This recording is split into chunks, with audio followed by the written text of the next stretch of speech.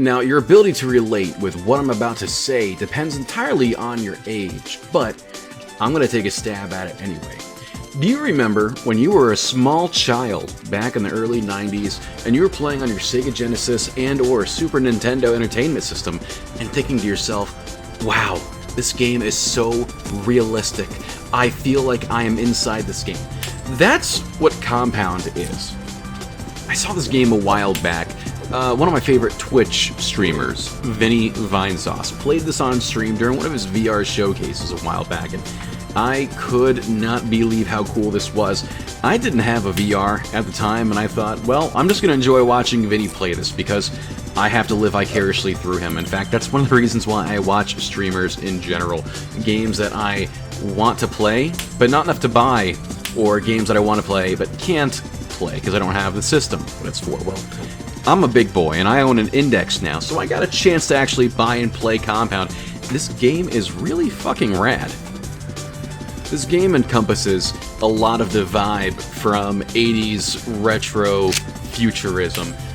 The big tech corporation that you're going in, single man, gunning down all these bad guys, and the evil company, while the evil company has put out this terrible virus that kills all the people who don't buy the vaccine, but none of the people are actually wealthy enough to buy the vaccine, so the virus is killing potential buyers anyway. I'm not here to talk about, like, 80s evil company tropes. In fact, we have plenty of evil tropes to joke about now in the modern day. What I really want to talk about here is the atmosphere, the aesthetics, the gameplay. So, to get into the gameplay, which is the main part of this, it's a VR shooter, and anyone who's ever played a VR shooter knows that this kind of thing is just wild. It's unreal. And they actually have a lot of different weapons that you can choose. There's like 10 different weapons that are unlocked from the beginning, and you unlock more as you play through. I'm not good enough to have actually unlocked any of the new ones yet, but all the weapons they have, they feel really well, they handle really well, and they all handle differently. There's a rocket launcher, there's a rifle, there's a sniper rifle, you got the SMG, which is actually my personal favorite.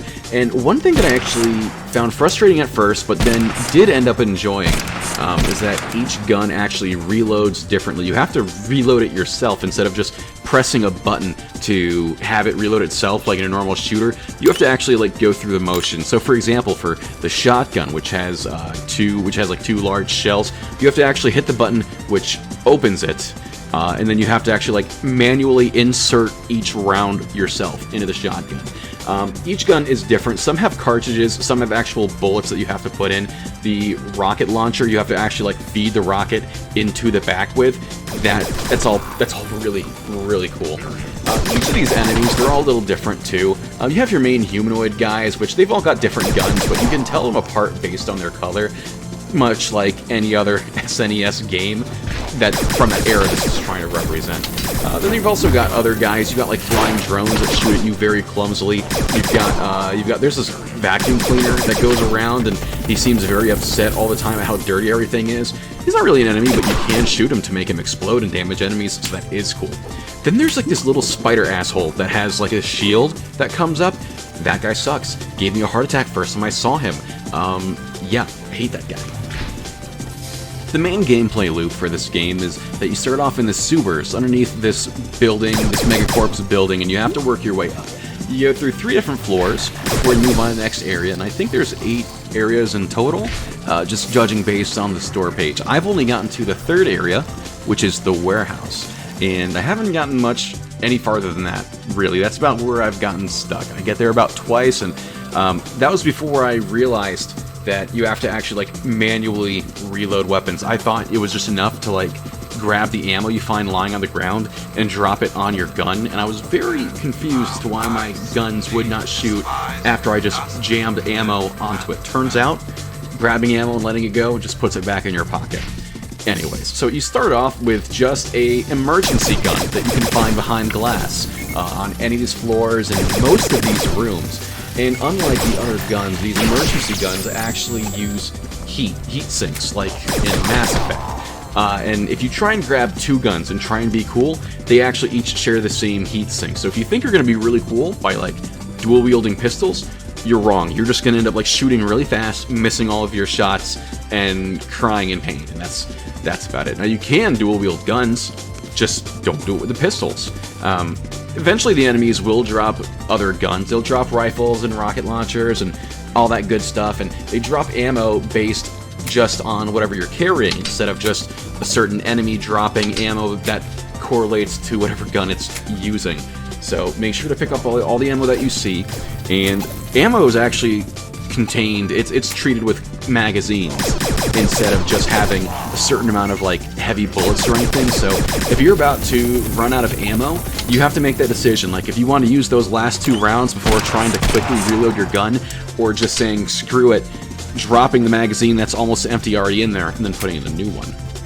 Okay, so as much as I have good things to say about this game, I will say that this is an early access game, and at some points I can kind of tell that it's early access. One of the things that I kept experiencing is this may be intentional, where if you try and like move your head to look through a wall or through a window or something, it actually pushes your camera back. It kind of like moves you back in VR, which kind of sucks, because then like I have to actually adjust my character in game, and that's kind of annoying, and that might be on purpose. But what is weird though is that if I want to try and like clip my head through something, I actually can do it by like pushing my character, moving my character with the controller into a wall, and my camera, my head will clip through the wall to see through it for just a second. So that's something I would kind of like fix. It's a little disorienting, pretty much because I do it on accident, not on purpose.